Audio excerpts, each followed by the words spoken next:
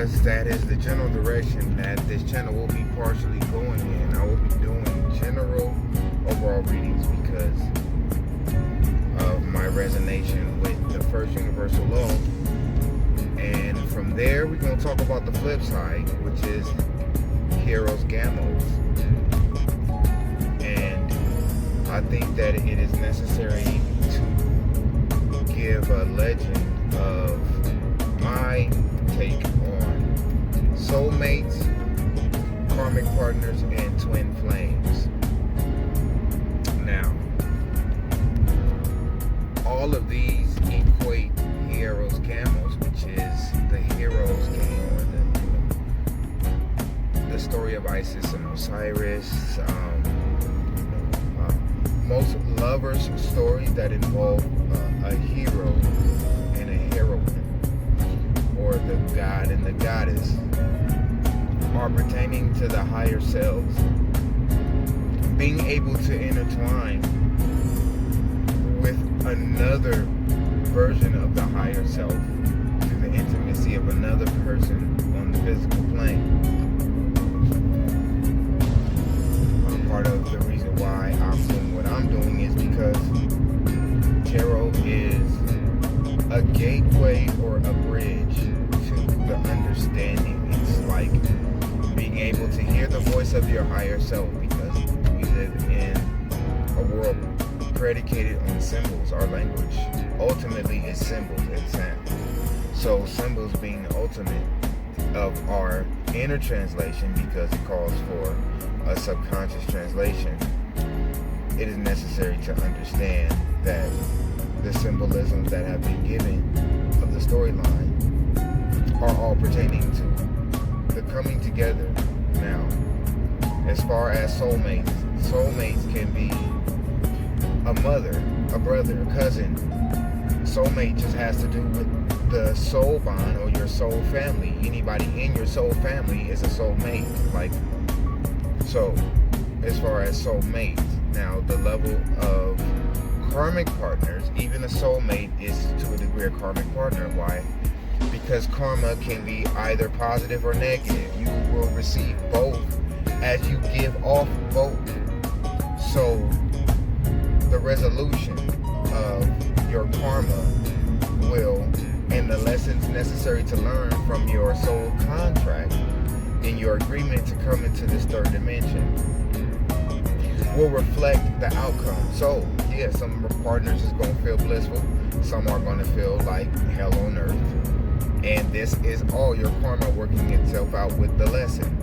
As far as the twin flame is concerned, the twin flame is what I consider the end game to Hieros, Gamos. Now, I've heard other opinions on this, and some I agree with partially, but like I said, I'm just giving my take on it from my download that I got. And the download that I got is, you are the God that you've been personifying me to be, says God. So God is telling you from within you that you are the God. You're trying to humanize me, but I made you to have a human experience. So it goes from, the fool's journey is 0, I'm looking for God. 1, I am God. 2, I'm with God. So the Hieros, Gamos is being able to first achieve the first step, which is, and if you're here right now, then you're more than likely, high percentage wise, resonating with the first step. You're not looking for God. You've already realized the God that lies within. So from this point, then you can move into I am with God. Now, this is what I equate to Hieros, Gamos, which is the reason why our energy's been coming back and forth to this same terrain so much, so that time just seems like it's all out of whack. Because the interaction in your soul's contract, the agreement that you have to experience with the person that you came here with in this dualistic society, it calls for a split of energies. It's a positive, negative, up, down, yes, no, right, left, sun and the moon, positive, negative. So with the feminine and masculine, these energies have already agreed to intermingle to, continue the cycle in the continuum. But once you have achieved the recognition of God within self, the higher task becomes trying to magnetize your partner through your energy, because the ego in its 2-minute warning state, usually once you recognize the difference between the higher self's voice and the ego's voice, the ego goes in 2-minute warning and it starts to personify every single grain of sand representation on the beach of your fears and doubts. It will work its magic through anyone who has a resonating energy. Now, you have to understand that this is coming from you. I have to go back. I will reference the name of the psychology in a later video. But it's understand that as the star of your movie, you are giving off the energy that is gravitating everyone that interacts with you. Some energies will never cross paths because they are propelled like magnets away from each other. Some are magnetized to each other. The ultimate magnetized partner would be